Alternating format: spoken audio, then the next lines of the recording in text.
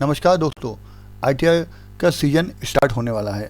Government ने भी ITR के फॉर्म्स नोटिफाई कर दिए गए हैं। तो आज हम बात करेंगे इनकम टैक्स के जो भी फॉर्म्स हैं उनके बारे में, और हम यहाँ पे डिस्कस करेंगे कि जो गवर्नमेंट ने आईटीआर के फॉर्म नोटिफाई किए हैं उनमें क्या चेंजेस हैं। यहाँ पे मैंने इनकम टैक्स रिटर्न का आईटीआर फॉर्म नंबर 1 ओपन कर लिया है। अब आप देखेंगे कि इस फॉर्म में यहाँ पे दिया हुआ है असेसमेंट ईयर 2026-2027, यानी कि जो आप फाइनेंशियल ईयर 2025-26 की आईटीआर फाइल करेंगे उसका असेसमेंट ईयर रहेगा 2026-2027। अब काफ़ी सारे लोगों को ये कन्फ्यूज़न रहेगा कि सर जो नया फाइनेंस एक्ट आया है हमें आईटीआर की फ़ाइल उसके हिसाब से करनी है या नए के। तो इसके लिए आपको यहाँ पे समझना होगा कि जो नया एक्ट आया है वो अप्रैल 2026 से लागू है, जबकि जो हम आईटीआर अपनी फ़ाइल करेंगे वो हम करेंगे फाइनेंशियल ईयर 2025-2026 की। तो जो भी हमारे फॉर्म्स असेसमेंट ईयर 2026-27 के लिए आईटीआर फाइल होंगे वो ओल्ड होंगे और उसी के हिसाब से ही हमें अपनी आईटीआर रिटर्न फाइल करनी होगी। अब हम आ जाते हैं अपने चैनल भोजवाइन टैक्स कंसल्टेंसी पे। अगर आप मेरे चैनल पे नए हैं तो चैनल को सब्सक्राइब करना ना भूलें, जिससे कि आपको इनकम टैक्स, जीएसटी, टीडीएस से रिलेटेड इन्फॉर्मेशन मिलती है। अगर आपने मेरे चैनल को विजिट नहीं किया तो एक बार जाके विजिट करें। यहाँ पे आप देखेंगे काफ़ी सारी इन्फॉर्मेटिव वीडियो अपलोड की गई हैं, उन्हें जाके देखें और इसका बेनिफिट लें। अब आईटीआर फाइल करने के लिए हम आ जाते हैं इनकम टैक्स india.gov.in की इनकम टैक्स रिटर्न फाइल करने की साइट पे। तो यहाँ पे हम देखेंगे जब हम आईटीआर फाइल करते हैं तो हमें यहाँ पे ई फाइल में जाके इनकम टैक्स रिटर्न में यहाँ पे फाइल इनकम टैक्स रिटर्न का ऑप्शन दिया होता है। तो यहाँ पे हमने आगे असेसमेंट ईयर सेलेक्ट करना है। तो अभी यहाँ पे आप देखेंगे कि असेसमेंट ईयर 26-27 यहाँ पे शो नहीं हो रहा है, क्योंकि अभी केवल फॉर्म नोटिफाई हुए हैं। जैसे ही कुछ दिनों में पोर्टल पे फॉर्म आ जाएंगे तो यहाँ पे असेसमेंट ईयर 26-27 आपको दिखाई देने लगेगा। लेकिन अब क्वेश्चन ये है कि आईटीआर कब तक फाइल करनी है और कब हमें स्टार्ट करनी है। काफ़ी सारे लोग कहते हैं कि सर अभी अप्रैल मंथ में जैसे ही हमारे फॉर्म आते हैं तो हम आईटीआर फाइल कर देंगे।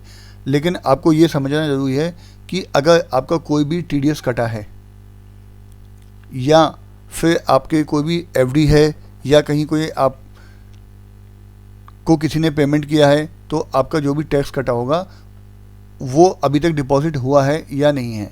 तो इसके लिए आपने क्या करना है, यहाँ पे अपने ई फाइल में जाके इनकम टैक्स रिटर्न में यहाँ पे आपके पास ऑप्शन आता है फॉर्म 26A।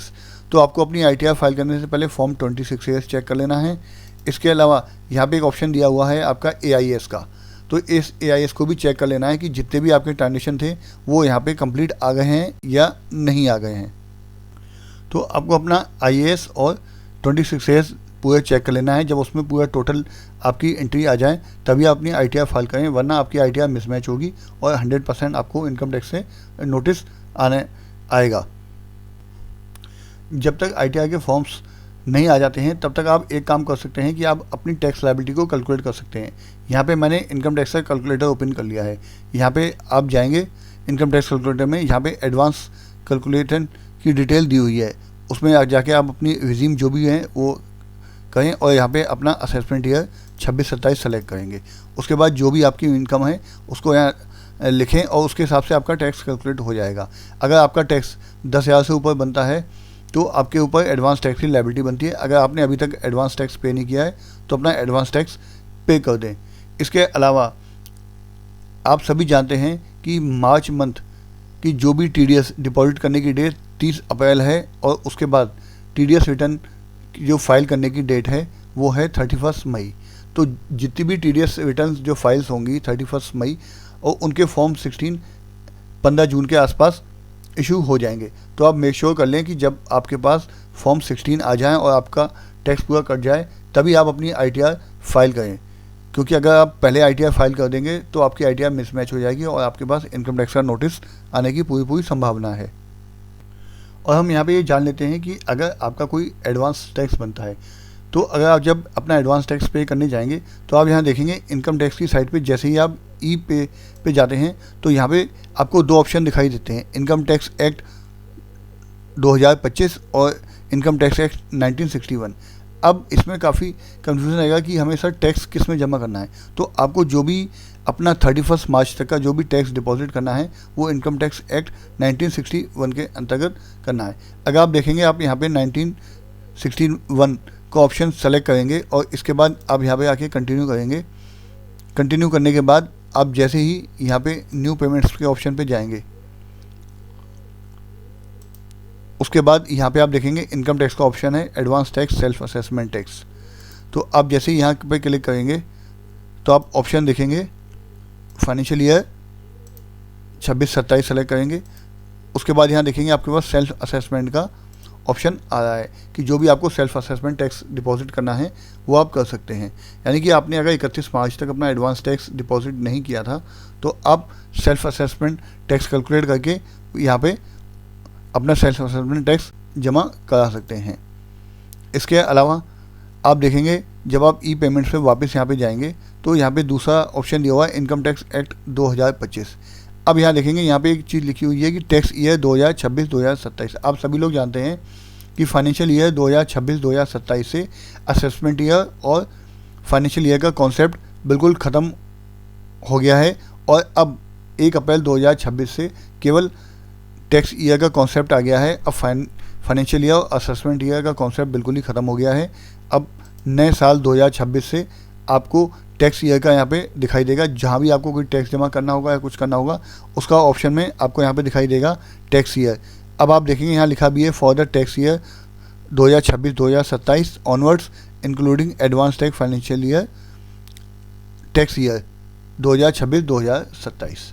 तो अगर आपको अपना कोई भी टैक्स जमा करना है, जो भी अप्रैल में आप टैक्स जमा करेंगे तो वो आपका टैक्स ईयर 2026-2027 में आएगा। तो जो भी आपको वो अपनी ITR फाइल करनी है, ITR फाइल करने के लिए जैसा कि मैंने आपको बताया, आपको 2 चीज़ें मेक श्योर करनी है कि एक तो अपना AIS चेक कर लेना है कि उसमें जितनी भी डिटेल्स है सब कंप्लीट आ चुकी है, चाहे वो आपकी सैलरी की इनकम है, चाहे बिजनेस प्रोफेशन की इनकम है, अगर आपने कोई म्यूचुअल फंड परचेज़ की हैं उसकी कोई इनकम है, और इसके अलावा आपने अपना 26S भी यहाँ पे जाके चेक करना है कि 26S में जिन जिन भी लोगों ने आपका टैक्स डिडक्ट किया था वो आपके 26S में रिफ्लेक्ट कर रहा है या नहीं। अगर आपके 26S में आपने जो भी अपनी कैलकुलेशन कर ली है उसके हिसाब से आपका कंप्लीट आ जाता है तो आप अपनी ITR के फॉर्म जैसे ही आते हैं फाइल कर सकते हैं। बट मेरा सजेशन यही रहेगा कि आप 15 जून के बाद अपनी ITR फाइल करें, जिससे कि आपका कहीं भी कोई भी जो TDS कटा हो वो रिफ्लेक्ट होने से ना रह जाए और आपको कोई भी नुकसान ना हो और इनकम टैक्स से आपको कोई भी नोटिस ना आए। तो आशा करता हूँ ये वीडियो आपको इन्फॉर्मेटिव लगी होगी। तो ऐसी ही इन्फॉर्मेटिव वीडियो के लिए आप मेरे चैनल भोजवानी टैक्स कंसल्टेंसी को फॉलो करें, और अगर आपने चैनल को सब्सक्राइब नहीं किया तो अभी सब्सक्राइब कर दें और बेल आइकन पे क्लिक कर दें, जिससे कि आपको income tax, TDS, GST, income tax के नोटिफिकेशन मिलते रहें। मिलते हैं नेक्स्ट ऐसी इन्फॉर्मेटिव वीडियो के साथ। तब तक के लिए मस्त रहें, स्वस्थ रहें, खुश रहें। Thanks for watching.